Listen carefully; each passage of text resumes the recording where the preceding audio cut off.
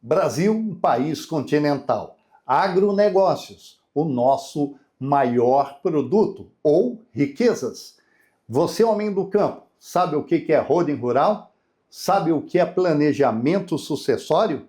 Evitar briga entre familiares? Holding rural. Esse é o tema que vamos apresentar agora. Começa aqui, começa agora, mais um programa Câmera Brasil.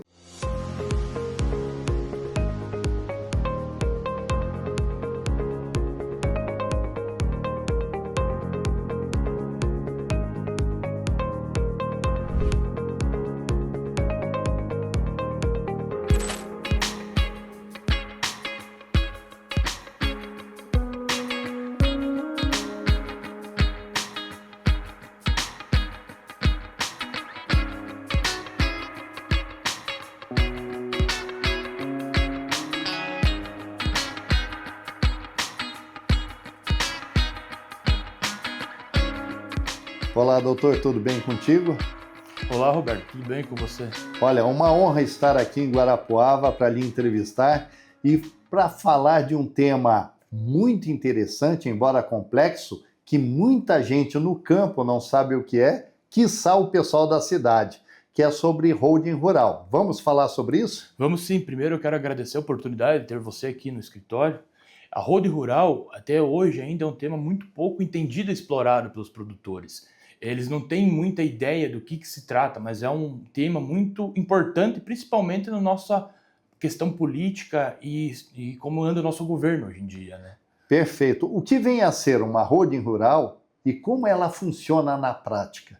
A holding rural nada mais é do que uma pessoa jurídica que ela centraliza e controla ações e bens dentro de um CNPJ. Então, nada mais é do que uma empresa que você transfere todos os seus bens, sejam eles como propriedade rural, armazéns, gado, sua produção, para dentro dela e faz a gestão concentralizada. E quais são os principais benefícios jurídicos para o produtor que decide criar uma holding rural?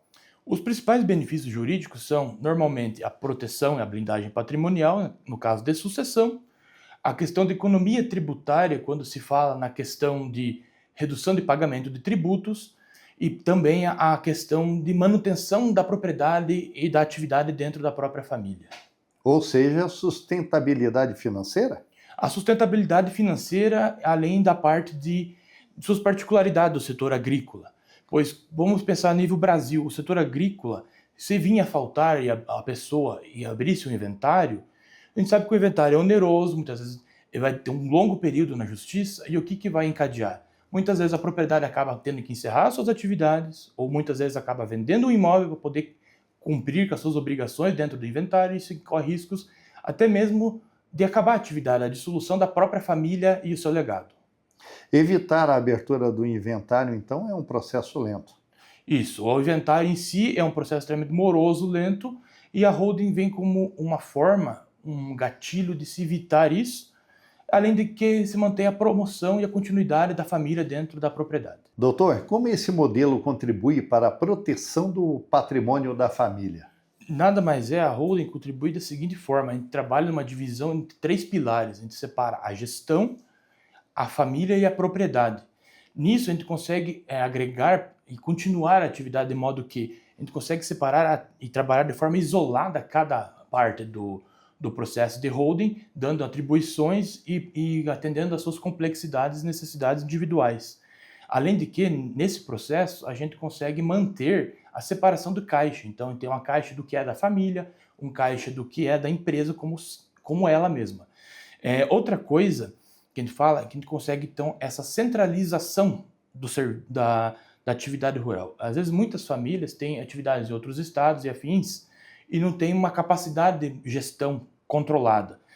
Além de que a gente consegue garantir o cumprimento da obrigação da legítima, que nada mais é que dentro do ordenamento jurídico, dispor de 50% dos bens de forma de herança dentro dos herdeiros obrigatoriamente, e a outra parte os próprios pais, os patronos, eles podem escolher como vão fazer e a forma que será feita essa outra distribuição. Além de, lógico, da redução de alguns impostos, como o imposto de transmissão causa-morte, e aproveitar algumas possibilidades fiscais dentro do ITBI, que é o Imposto sobre Transmissão de Bens Imóveis e afins. Um dos pontos mais comentados é a sucessão.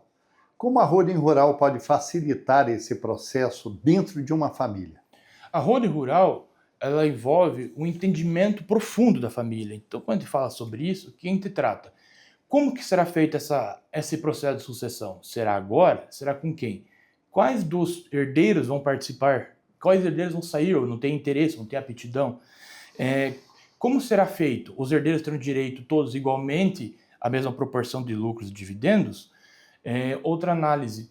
Há problema entre os pais com as noras e os genros? Então, vai ter alguma obrigação de contrato em que eles tenham que ter um acordo pré-nupcial? Ou vamos supor, no caso da sucessão dos herdeiros já, quando a gente fala em herdeiros, esses herdeiros todos irão suceder ou terá algum limite? E se vir faltar um desses herdeiros após já ocorrida a sucessão, ele terá de vender a parte dele para os outros sucessores ou ele poderá indicar algum outro herdeiro? Então são várias formas que a gente consegue modelar, interpretar e garantir, de fato, essa continuidade e evitar alguns erros bem comuns, mas que têm um grande impacto. Então tem ganhos tributários. Tem ganhos tributários, com toda certeza. Quando fala de ganhos tributários, a gente tem que entender que não é somente a parte do ITBI ou do ITCMD. Quando fala de ganhos tributários, nós temos que analisar dois quesitos. A questão, primeiro, do produtor trabalhando como uma pessoa física e do produtor trabalhando na atividade como pessoa jurídica. Quando a gente fala em pessoa física, o produtor hoje ele trabalha em dois modelos de declaração de imposto de renda. O padrão, que é lucro menos investimento, menos custos, e o outro modelo que é 20% sobre o valor do lucro bruto. E também a parte de compensação dos ganhos tributários. Quando a gente pega o produtor rural, que ele integraliza o seu patrimônio na holding, caso ele tenha tido problemas e na declaração de imposto de renda dele ele tenha declarado prejuízos, é possível amortizar esses prejuízos dentro do modelo de holding. Quando a gente fala também em questão, mas por que eu vou montar uma holding se depois eu próprio vou arrendar dela? Aí que tem outra questão que tem que ser observada. Quando se fala em arrendamento da holding para a pessoa física, a gente está falando de uma atividade que é entendida como um contrato imobiliário. Então isso gera um imposto maior. Então tem outras formas. Em vez de fazer contrato de arrendamento da holding como a pessoa física do produtor, pode trabalhar com um contrato de comodato ou um contrato de parceria rural. Que a parceria rural nada mais é do que a transferência de frutos ou receita. Então isso a gente consegue reduzir ainda mais a carga. Então no desenvolver da sucessão, a gente consegue manter isso. Outro ponto importante quando se fala de holding vamos supor, fez a sucessão em vida. Mas isso também garante que qualquer melhoria, investimento ou aumento de capital, eu não tenho uma nova incidência ou um valor maior arrecadado de TBI ou de TCMD. Porque essa melhoria já aconteceu dentro da holding, dentro da própria empresa. Então isso é um ponto favorável para o produtor. Outra lógica, talvez alguns produtores e famílias tenham áreas, mas essas áreas eles já arrendam para terceiros. Se a família faz o plantio, cultiva, quando vai fazer esse arrendamento para a holding, que não é o caso do arrendamento, vai ser um contrato de parceria rural, ela vai trabalhar dentro do lucro presumido. Por quê? Porque o lucro presumido é para aquela família que exerce atividade rural, que ela planta, ela cultiva, ela trata, ela colhe. Então, ela tem possivelmente um lucro menor. Então, uma margem de lucro menor. Entretanto, muitas famílias que querem fazer a holding rural não são da atividade do campo, mas elas têm uma área arrendada para terceiros. Então, muitas vezes é interessante ela trabalhar já no lucro real, pois ela vai ter um lucro maior e uma margem diferente para trabalhar. Então, são todas questões intrínsecas, que é tudo conforme a análise de caso a caso. Então, todos com as suas particularidades. Doutor, existem riscos ou cuidados jurídicos que o produtor deve observar antes de constituir uma holding? De fato, os primeiros riscos analisados devem ser a questão de financiamento bancário. Muitas vezes, quando se constitui a holding, tem que fazer a transferência desses financiamentos foram dados em garantia ou outras formas e dependem muitas vezes do aval do banco. Outra coisa muito importante para a holding ter um sucesso, as áreas devem ser regularizadas, então ela deve estar uma parte fundiária certa. Por quê? Porque senão uma área com posse ou uma cessão hereditária de direitos, eu não consigo transferir ela e ter esse domínio total. Outra coisa que o produtor tem que cuidar muito é qual que é a relação, qual que vai ser a reação dele com uma regularização e um compliance maior. Quando a gente fala de holding, a gente tem entregas mensais para contador, tem toda uma estruturação diferente que muitas vezes o produtor trabalha no caderninho, ele sabe o que acontece, mas às vezes ele não quer se dispor até uma obrigação mensal de informar, de dizer, de conversar, de ter um terceiro ao lado dele. O processo para abrir uma holding rural tem muita burocracia? Sim, ele envolve uma certa burocracia que pode variar entre estados e municípios, mas normalmente o que se fala é o registro na junta comercial, o registro na Receita Federal. Entretanto, quando se fala de propriedades rurais e produção rural, a gente tem que fazer então um novo registro no CAR, que é o Cadastro Ambiental Rural, e no INCRA, principalmente na parte do georreferenciamento. Além de que talvez outras licenças possam precisar e outros acordos, como a parte já dita dos acordos com os bancos para fazer essa transferência e principalmente junto ao jurídico, tem que ter no mesmo andar, na mesma engrenagem, uma boa contabilidade, uma contabilidade que entenda isso e saiba trabalhar de forma conjunta. Doutor, quais são as etapas principais? As etapas principais, primeiro eu falo, uma conversa prévia com o produtor.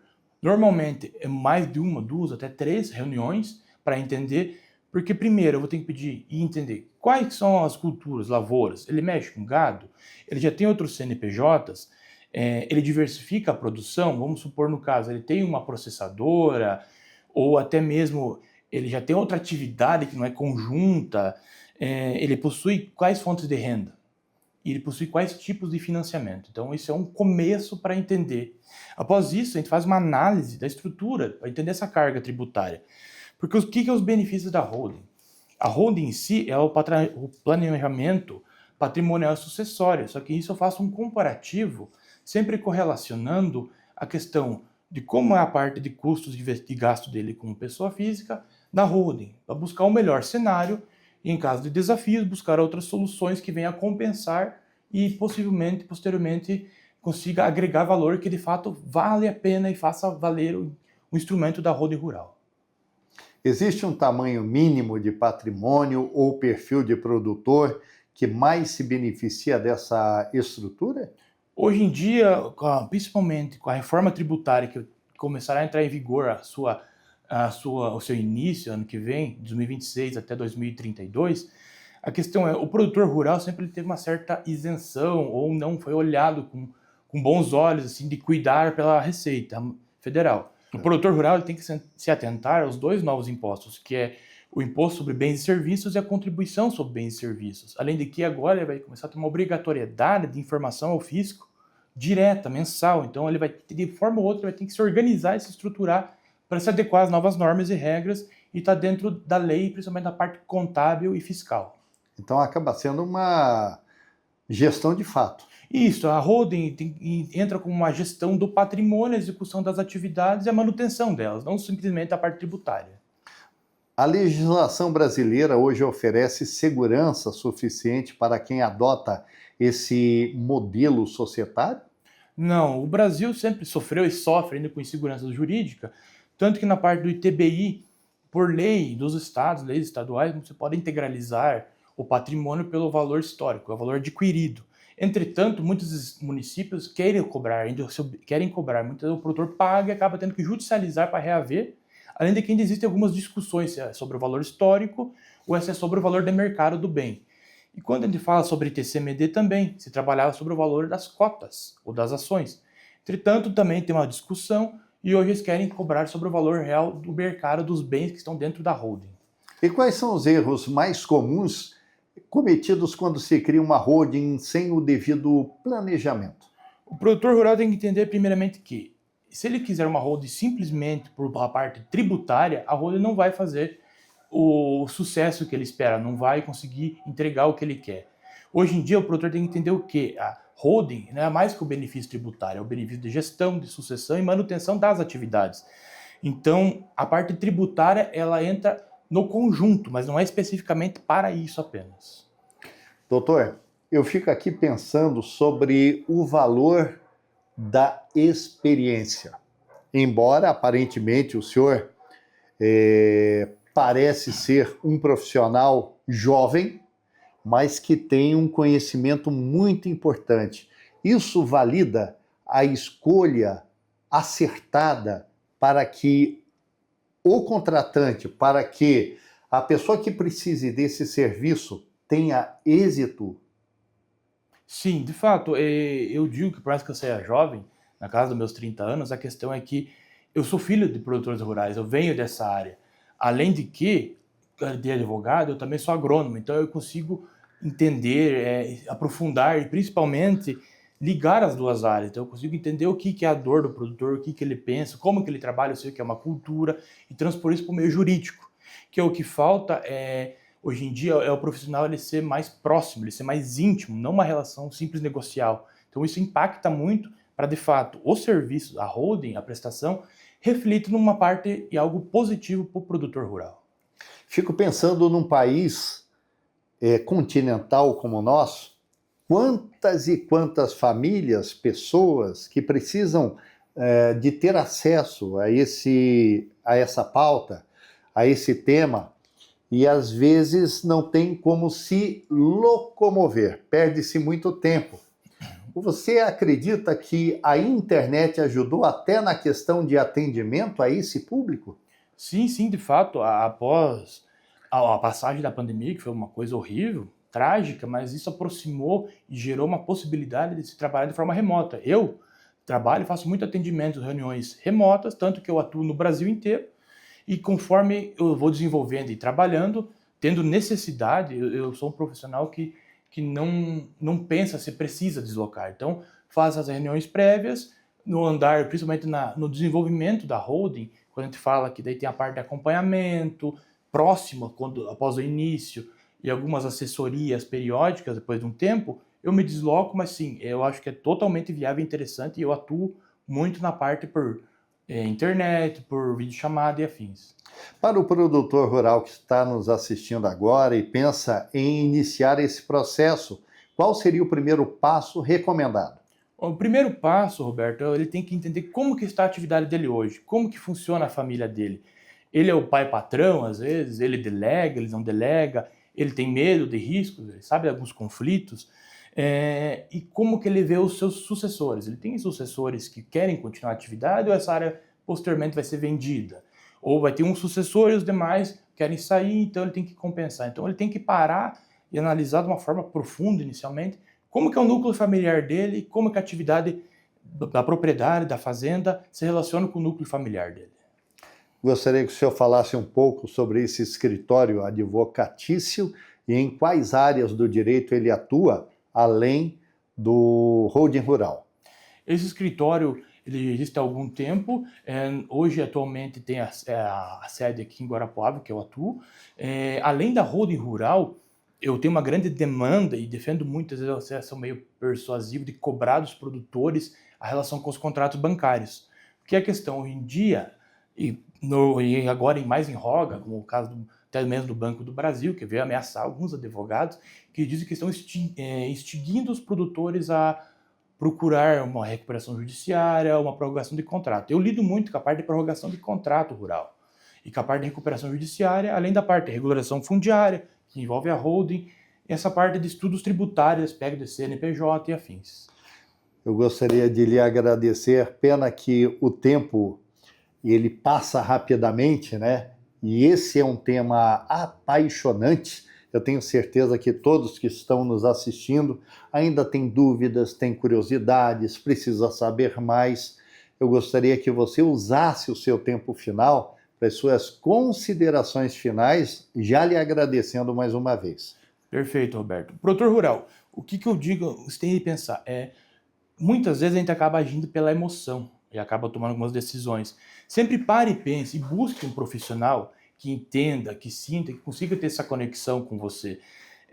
Hoje em dia nós temos vários meios e formas, leis que beneficiam, principalmente protegem e garantem direitos dos produtores. Então, eu digo, o produtor não tenha vergonha de procurar uma ajuda especializada, não tenha vergonha de contar, tive um problema com safra, estou com um problema de família, de sucessão, pois quanto antes se age, menor será o custo ou menor será o desgaste.